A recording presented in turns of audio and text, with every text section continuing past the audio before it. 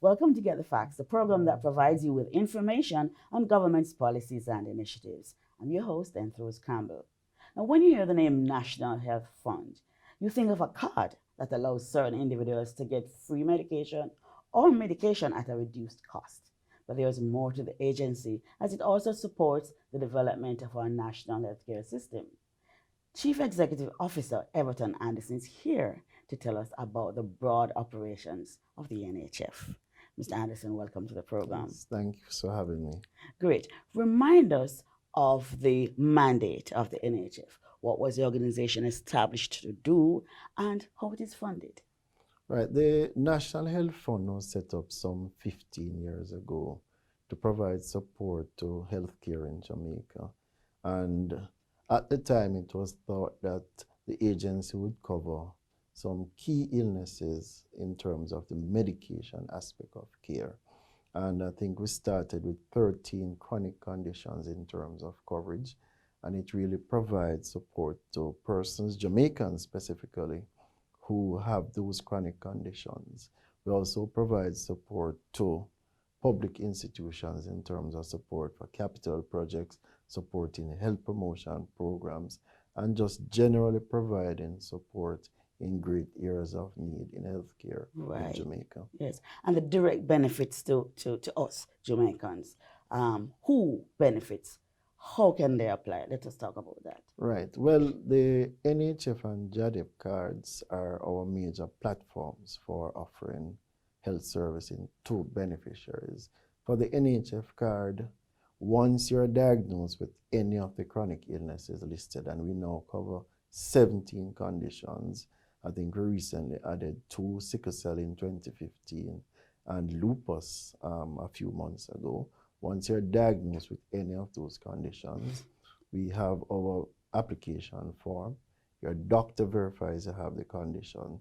You then come into any one of our offices and you get your card within 15 to 30 minutes. Initially, the benefit was mainly offered through our Kingston office, but we have listened to our stakeholders and we now have access to the NHF card on a same-day basis in every single parish in Jamaica. For the JADEP card, it's a card for persons 60 years and above. So once you get to 60 and you are diagnosed with any of the chronic illnesses covered, then you can also get the JADEP benefits. All right, so the JADEP card is for 60 years, person 60 years and over, but yes, the NHF is for any age. Any Jamaican, regardless of your economic situation, regardless of your age, once you have that chronic illness, then you can qualify. Then you qualify for the NHF benefit. Right. About how many persons do we have benefiting now from these two initiatives? Right. Our total beneficiary count to include JADEP and NHF is about 818,000 persons who are enrolled on these programs. 818,000 Jamaicans. Right. Can you speak specifically to the illnesses that are covered? Right. I mentioned earlier we cover 17 illnesses. And this is based on the illnesses that most Jamaicans would be affected by. So it includes asthma, arthritis, diabetes, hypertension, and other chronic illnesses, lupus. We also cover breast cancer in terms of the drugs, prostate cancer, and a number of other illnesses. Right. So in terms of the cancer, you do the drugs, but do you do some of the treatments like chemotherapy or radiotherapy? No, we only do the drugs. We actually provide a larger subsidy for those drugs because of the high cost of cancer care. So we provide drugs through our card programs for breast cancer and prostate cancer. Right. Any plans to increase the number of illnesses? If so, what are some of these and how soon can we expect? Well, we have an active discussion at the fund as to coverage. It's largely based on the funding that we have. So we go through a process of analysis every year to determine what is possible.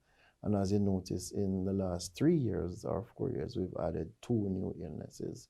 So we're always looking at new illnesses that can be covered. Mr. Anderson, tell us a little bit more about the application process for the two cards.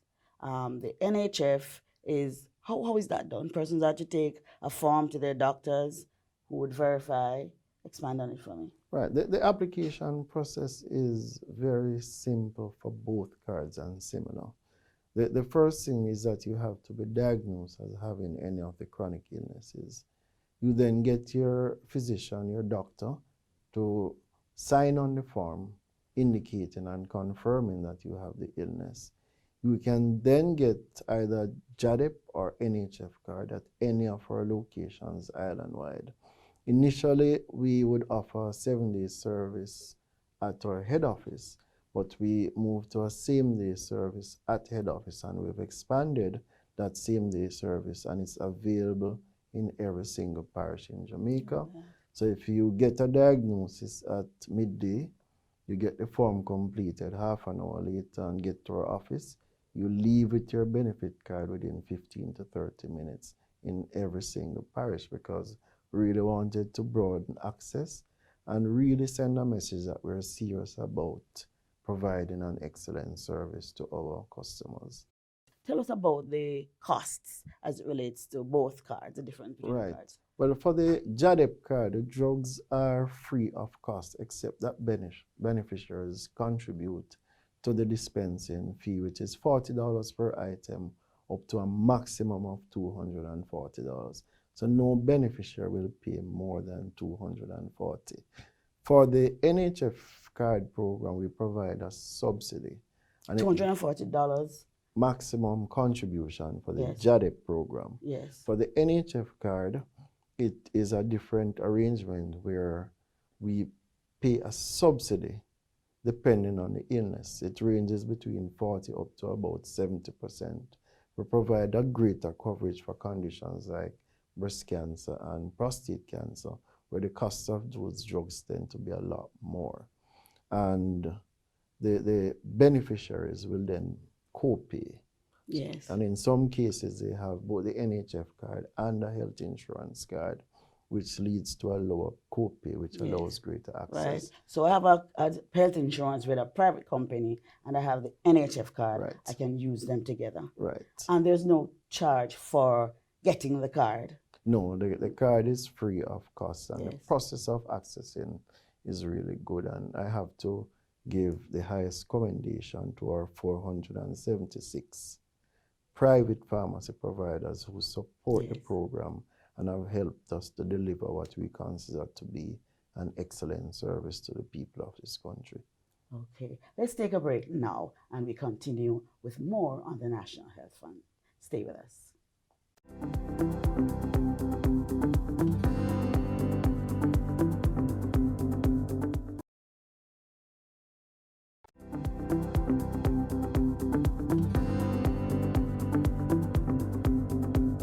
Welcome back to Get the Facts. We continue our discussion with the Chief Executive Officer of the National Health Fund, Everton Anderson. Mr. Anderson, the NHF is responsible for procuring and distributing pharmaceuticals, as well as managing the public sector pharmacy services. Explain, tell us how that works. Right. Well, the process started in 2011 when NHF assumed responsibilities for what was then the Health Corporation Limited. So we've moved from that to now providing what we call end-to-end management of pharmaceuticals for the public health system. So we procure drugs through an international competitive tender, we warehouse drugs, and we also get the drugs to the hands of the patients. So it's really a massive operation that we run in that program, and we've seen our numbers move from under 1 million prescriptions annually. Last year we did 2.5 million prescriptions and dispensed over 10 million prescription items to over 500,000 Jamaicans who access care in the public health system. So it's really an awesome task that we have embraced, and I would have to, at this time, recognize the staff of the NHF who have embraced all these changes and have really performed very well despite the challenges that come with offering such a huge service. Right. So the benefit to us would be that you know what drugs are in the system, Yes. and so your clients will be able to access the drugs. You know that the drugs are there, and so we can access them easier. Yes. All right. Yes.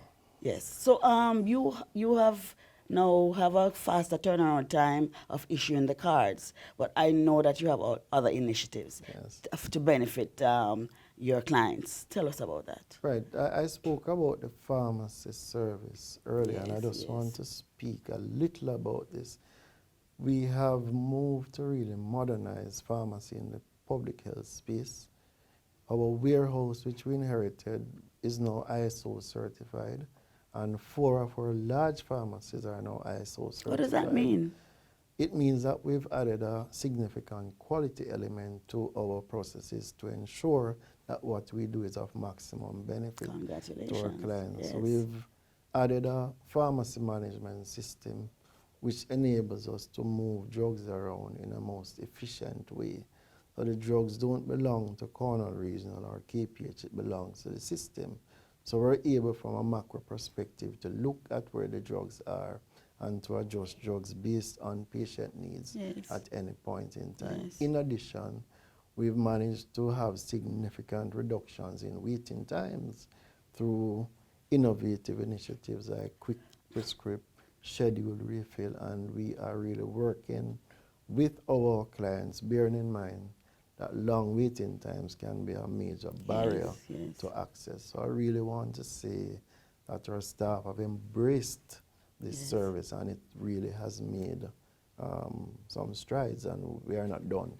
We will continue to improve. So this complaint about persons going to the hospital and their relatives having to go outside to get medication, is that a thing of the past? Are you moving towards Right. improving that service? Well, I think we have made some strides, but we have to contextualize in that the government has a list called the VEN list, vital, essential, and necessary. Yes.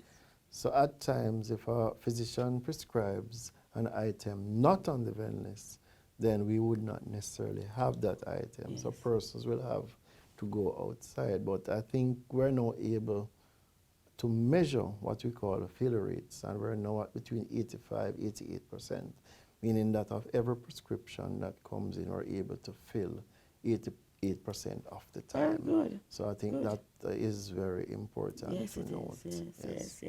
Yes. Talk to us about your drugstore pharmacies. The drugstore pharmacies are predominantly now focused on managing a huge public sector load. As I mentioned, we have moved from about 1 million prescriptions annually to 2.5. We have some locations where we serve 400 to 600 patients per day. That is a very huge undertaking.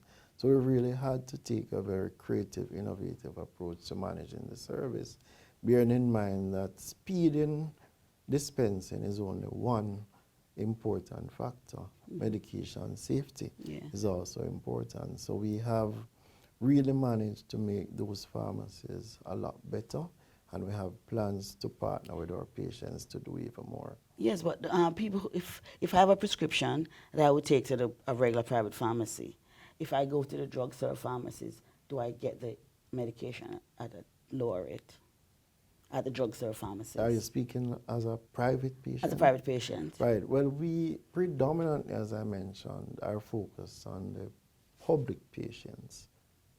The private patients that we now see would be those cases that we define as special. For example, those items not easily available in the private sector. So we provide cancer drugs, we provide items for hemodialysis patients and other special services. Okay, right. But our work predominantly is related to serving the public patients. Okay, all right. Okay, so tell me about some of the other projects that you are working on to improve the health sector. Right. Well, initially, the NHF started financing health projects. But for the last few years, we've moved from not only financing these projects, but to actually project management and execution. So we have done so many projects across the country. This year alone, I think it's a 1.7 billion in project funding and management that we are in charge of. Yes. So we've done major projects. What are some of these projects? Elevators, new equipment. Our largest project was the construction of 2 cancer treatment centers, one in Montego Bay, one at St. Joseph's, and the value of that was about $15 million US. And we executed within time without any major cost overrun. We have an excellent project team who really understand that the needs of the public have to coincide with excellent facilities. I think for the most part, the response has been very positive. I would have looked at the core NHF benefits. The customer satisfaction has always been over 95%. For the pharmacies that would have just come on, they are about 85%. And apart from those figures, we have created avenues for patient feedback, which we use as a guide to build service excellence. So I think for the most part, it has been good, but good is never good enough in our sphere. Yes. So there are always plans to get better in the interest of the patients that we serve. Great. Anything on the horizon, like soon, within the next few months or year? Well, we have a team that says there's no 100% in what we do. Yes. So there are always new innovations. We have patient scheduling systems that we're working on now. Our major thing that we're doing in the next few months is a patient education and medication compliance program, recognizing that making the drugs available to clients does not mean that they will take them regularly. Yes. So we're actually piloting with the Pharmaceutical Society of Jamaica a program where we will manage 2,000 beneficiaries, manage them, and we actually do research to see what makes them compliant, see if we can implement that on a broader scale throughout Jamaica. Yes. And before we go, the cards, we don't have to renew them, right? No. Once you get them, it's for a lifetime. Once you get them, take care of them. But if you do lose a card, then we can give you a replacement card in the same quick speed in which you would have gotten your original card. Okay. Mr. Anderson, thank you so very much for sharing with us on the NHF in this week's edition of Get the Facts. My pleasure. This has been Get the Facts with our guest, Everton Anderson, who is Chief Executive Officer of the National Health Fund. Until next time, I'm Rose Campbell. Take good care.